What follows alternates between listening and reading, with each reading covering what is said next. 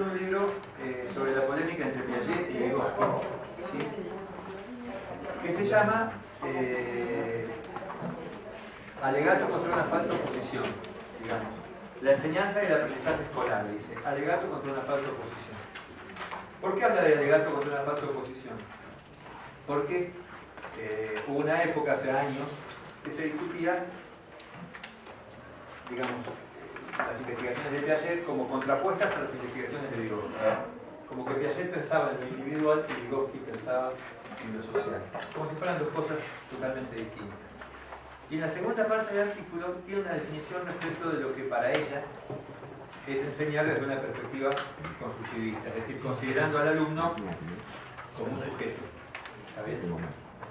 Yo quiero retomar lo que planteamos ayer. La enseñanza de las ciencias sociales, desde el origen del sistema educativo argentino, consideró que el alumno era una tabla rasa, que el conocimiento estaba de acá para acá, digamos, que de acá para acá no había conocimiento, y que la comunicación era radial, era desde el saber hasta los que no sabían. La propia palabra alumno habla de alguien que no tiene luz, que no sabe. ¿Sí? Es decir, no se pensaba en que el conocimiento tenía que circular en el aula. ¿Sí? Y además, es una mirada del conocimiento pensado como una cosa que está construida y terminada. O sea, el saber no está en conclusión, ya sabemos todo. La historia está escrita y no hay nada más que contar. Yo te explico cómo es y vos recibís esa verdad que yo te transmito casi como si fuera un dogma. ¿Está bien? Por el enfoque que estamos trabajando, pensamos lo opuesto respecto al conocimiento. El conocimiento está en construcción permanentemente. El espacio no es un espacio fijo, ¿sí? Los pueblos originarios no son una cultura estática, digo porque muchas veces, cuando hablamos de los pueblos originarios, a veces en las escuelas primarias, no sé qué pasa en las escuelas medias, pero hablamos de la cultura mapuche, que decimos. Como si la cultura mapuche fuera una sola. O la misma a lo largo del tiempo. Eso, la misma, o sea, la cultura mapuche en el 1500 era una. La cultura mapuche en el 1800 cambió muchísimo por efecto del contacto con los españoles. Y la cultura mapuche hoy es muy diferente de la de 1800. ¿Por qué? Y porque interacciona con otras culturas. Y la cultura no es algo estático. Sin embargo, muchas veces en los textos esto es presentado como algo fijo. Los mapuches piensan esto, como un bloque homogéneo. Y hoy día tenemos mapuches de todos los colores ideológicos, políticos. Hay algunas cosas que los unifican, pero hay mucha diversidad incluso dentro del mundo mapuche. ¿Sí? Mapuches de izquierda, mapuches de derecha, mapuches que están en redes clientelares, mapuches que no. En Chile hay mapuches guerrilleros, es decir, evangelistas. Para ponerlo en concreto, ¿o no? Bueno. Digo, Mapuches evangelistas. Hay de todo. Pastores. Y si vamos a trabajar con la realidad, lo primero que tenemos que hacer es descosificarla. ¿Está bien? Entonces, el conocimiento no es algo fijo, no existe la cultura mapuche. Como no existe el río Limay, lo que decía hoy, y el río Neuquén, así plácidamente corriendo el agua por el río, porque no, la sociedad está interviniendo y eso se sigue transformando. Entonces, no somos los dueños del saber, no tenemos todo el saber, y en todo caso, lo que podemos transmitir son conceptos, herramientas, que al chico le permitan leer la realidad. Digo porque a la hora de tomar una prueba, ¿qué es lo que vamos a evaluar de los chicos? ¿Se acordaron de lo que les conté? O sea, ¿qué vas a evaluar? ¿Cuánto memorizó? ¿Cuánto recuerda? Entonces, ¿qué le preguntas? ¿En qué año pasó tal cosa? Digo. Entonces tenemos que pensar en una propuesta de enseñanza que apunte a esto, a trabajar conceptos y ayudar a que los chicos lleguen a sus propias conclusiones, es decir, a construir un camino con ellos para que ellos lleguen a determinadas conclusiones. No decirle, bueno, miren, esto ya está elaborado, es así, copiá de acá. Para que terminen haciendo modificaciones. Exactamente.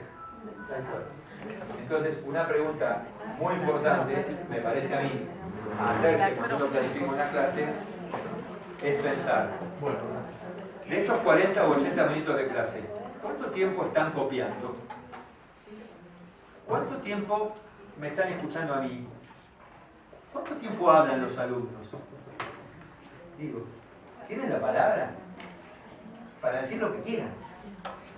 Digo por qué, porque si no pareciera que el conocimiento se produce por el oído, es decir, porque escuchás, aprendés. Yo tenía una profesora que se llama Susana Barco, que decía que el conocimiento se amasa como el pan. O sea, el conocimiento tiene que amasarse, es decir, vos agarrás un pedazo de masa y lo vas ablandando, lo tirás, va, viene. ¿Para qué? Para que sea algo maleable. El conocimiento no es algo que yo te doy, vos recibís y te lo guardás. Es algo que tiene que ser discutido, tiene que ser elaborado, tiene que ir y volver, tiene que ser transformado, discutido. Por eso les dije cuando empezó el curso, si ustedes no me discuten nada, la verdad que esto va a ser un plomazo. Es decir, no va a haber conocimiento circulando. Hace un ratito circuló bastante conocimiento acá, porque cada uno aportó lo que sabía. Pero para mí una clase de ciencias sociales es como lo que pasó acá hace un rato. Es decir, todo el mundo poniendo lo suyo. ¿Para qué? Para entre todos ir construyendo algunas conclusiones. Y en todo caso el que está de este lado coordina y aporta o trata de llegar a alguna síntesis que ayude a tener una idea más general sobre lo que se está diciendo. Pero no es que uno está derramando conocimiento sobre los demás. Acá todos sabemos. Y con los chicos pasa lo mismo, y con los jóvenes también. Entonces lo que uno va a hacer es trabajar con las ideas que ellos tienen para cambiarlas. Porque si vos no sabés qué piensan los demás, es muy difícil que puedas cambiar algo. ¿Está bien? Es un poco lo que plantea el filósofo francés Rancière, del maestro ignorante. Justamente plantea esto, que en realidad los estudiantes tienen conocimiento. Él da el ejemplo, un ejemplo clásico de Francia en el siglo XVIII, donde va un maestro francés a enseñar francés en Holanda. Entonces lo que hace el maestro es dejar el material y se va vuelve por 2 meses a Francia y le deja a los chicos el material. Y los chicos no saben hablar francés. De alguna manera comprenden y a los 2 meses vuelve y los chicos saben hablar francés porque lo hicieron solos. Da como ese ejemplo planteando de que el maestro en realidad es como que está a la misma altura que el estudiante o es uno más en el tema del conocimiento. Bueno, habla justamente de la educación que sea emancipadora, ¿no? Estamos tratando de pensar en eso. Exactamente. Bueno, yo creo que Lerner va en esta línea. Ella en este artículo, en la segunda parte del artículo, sobre todo, plantea cómo construir, o sea, cómo enseñar desde una perspectiva constructivista. Porque la acusación que se hacía sobre los constructivistas, ¿cuál era?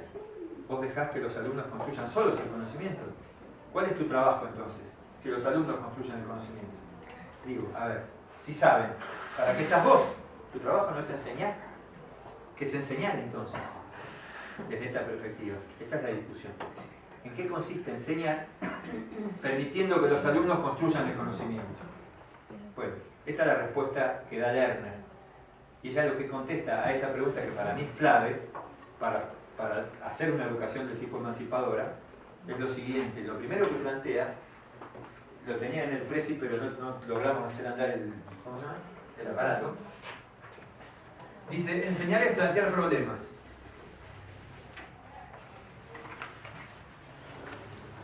Como cuestión número 1.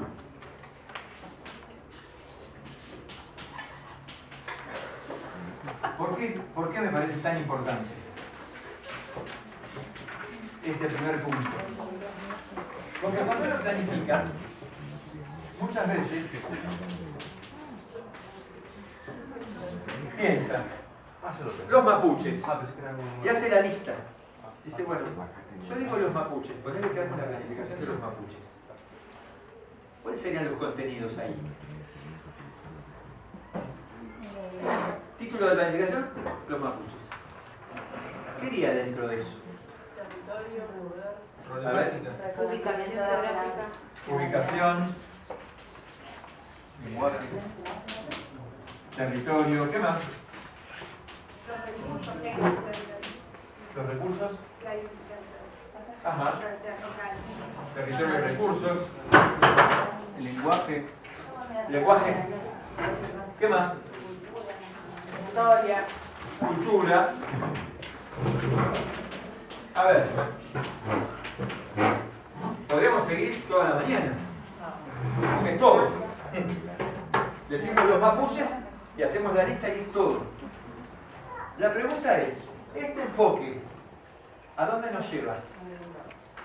A transmitirles una cantidad enorme de información que los alumnos van a tener que reproducir. Y a no mostrarle la realidad de cómo está hoy exactamente ese grupo. Que eso es lo importante.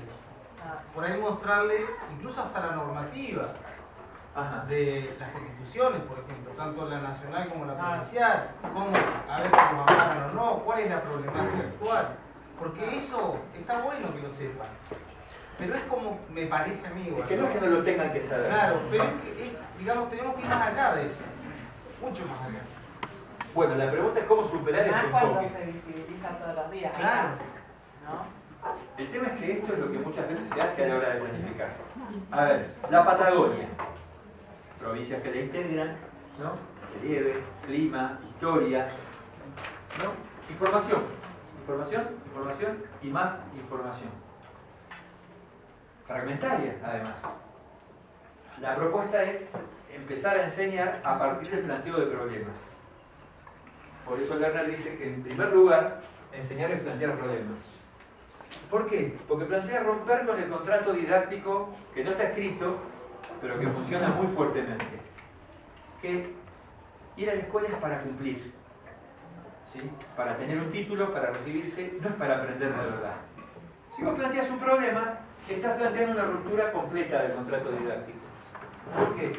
Porque estás planteando una cuestión que está más allá de la escolaridad y de la obligatoriedad escolar. Estás diciendo, bueno, les propongo que averiguemos esto, que nos importa, que tiene que ver con nuestra vida, que es importante, que vale la pena hacer el esfuerzo de aprender esto. ¿Por qué los mapuches reclaman territorios? Puede ser un disparador para explicar una cantidad de cosas, no todas, porque no vas a poder explicar todas, pero a partir de esa pregunta, por ahí logramos generar el interés de los alumnos en investigar el tema. ¿O por qué Tierra del Fuego está aislada del resto del país? Por ahí esa pregunta dispara la cuestión de cómo es vivir en una isla, por qué está separada, con qué historia tiene que ver eso. O sea, de entrada el enfoque es totalmente distinto. Estás partiendo de un problema, del planteo de un problema. De un problema que va a representar un desafío para ellos. Es decir, vamos a averiguar esto que no lo sabemos. ¿Por qué están desapareciendo las merluzas en el mar argentino? Capaz que ni lo sabían. Que esto pasaba como dijeron las compañeras que desconocían el tema. ¿Qué es el fracking? ¿Por qué hay fracking en Neuquén? Digo, cuestiones que pueden provocar el interés de los alumnos y hacer que el alumno no diga, viene la vieja historia, y no aprendí de memoria todo lo que tenía que aprender. ¿No es cierto? Ahora, porque la comunidad mapuche no deja pasar el trencito para que sea arreglado. Por ejemplo. Las noticias acá se le ponen, son malos porque no quieren que se arregle el trencito. Bueno, ¿están loquitos? ¿Qué les pasa? ¿Está bien? ¿Hay razones? Digo, claro. Digo porque se estigmatiza. Dice, no, esto es loco. ¿No? Poné cualquier problema.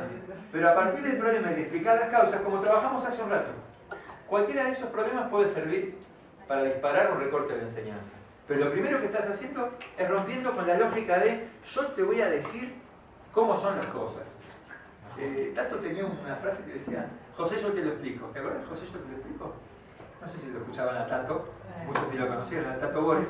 Tato Bores era un tipo que hacía monólogos políticos. Es como Tato cuando hablaba con Doña Rosa. Eso. Entonces, Tato decía...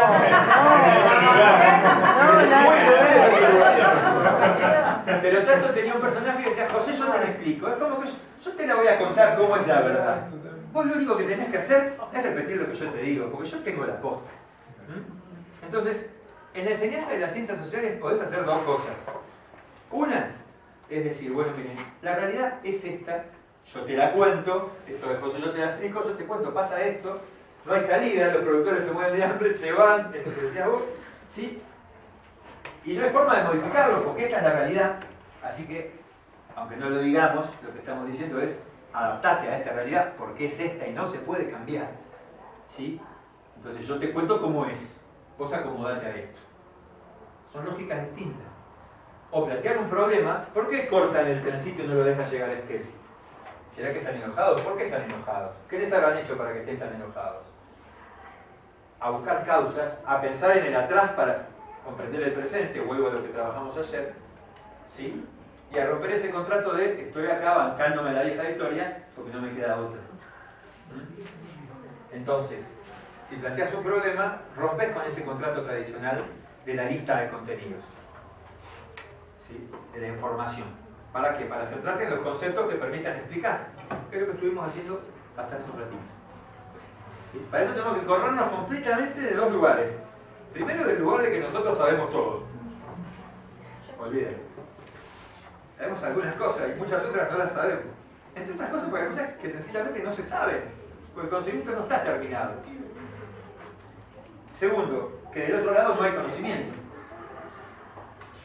Entonces, si nos corremos de esos lugares, podemos empezar a plantear problemas y a sentirnos en todo caso un poco más aliviados. No es que no tengamos que saber nada, ni que nuestro papel no sea muy importante, porque una vez que planteaste el problema, estás ante un desafío mucho más importante que antes.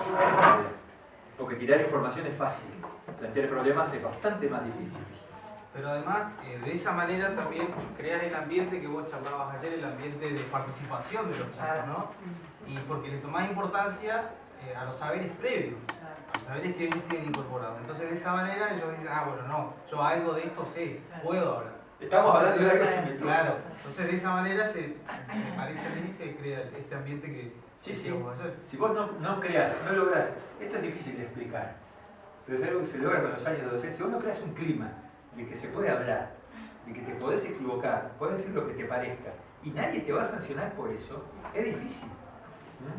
Si el ambiente es de sanción, de que el único que sabe ahí sos vos, y los demás están abajo tuyo y no saben nada, no tienen nada para aportar, y todo el mundo se va a callar la boca y se va a quedar así mirándote, diciendo, bueno, decir lo que vos quieras decir, yo copio, yo escribo, total, vos estás allá lejos, acá no estamos haciendo nada juntos, y el conocimiento no va a circular, no va a circular. Y eso es algo que es difícil de escribir, es algo que se hace, o no se hace.